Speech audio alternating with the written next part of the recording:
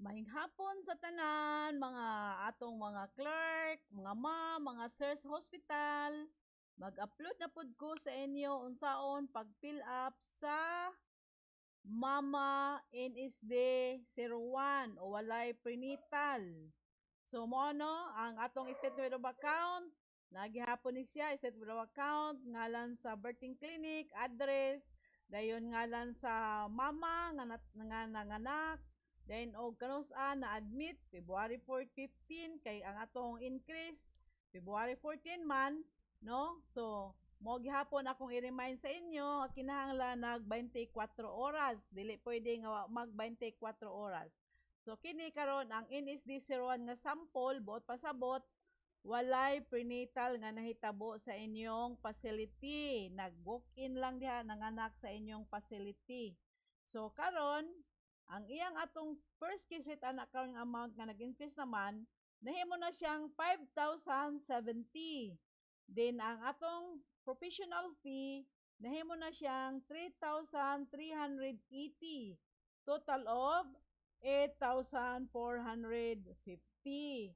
So, sa gingaran ako, kinahanglan ang iyang actual charges aron mabayaran og full ang iyang 8,450, ang iyang room and board patas-an pod nato no kay kita kayo man na kamo may magbuotan ng inyong room and board. So, pananglitan niyang room and board 1,500 or kuan ba kaha 2,000 no? Dayon kay aircon man, dayon ang iyang drugs and medicine na ito 5.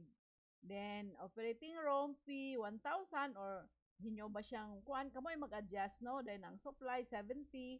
Subtotal is 5,070 pesos. Dayon butangan ginato na og ngalan sa atong midwife ug doktor nga nagpaanak kay aron dili ma-RTH ang claims kay pabutangan gid kana.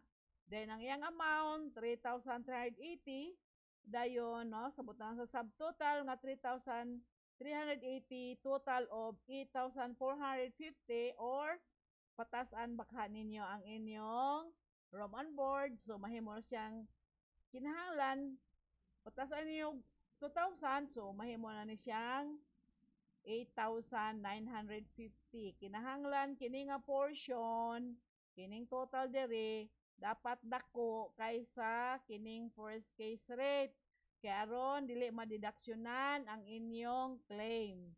Dayon kining billing clerk kinahanglan permahan gyud kay aron dili ma-RTH or dili mauli dayon ibutang po diri ang ngalan sa kadtong member or pasyente or authorized representative dayon permahan kay aron dili mauli. Sa ginayon na nako kinahanglan ang iyang admission nag 24 oras. Dili pwede nga mubo kayo kon mubo dili mabayaran ang iyang claim mga ka-adyo, mga ka-bisis.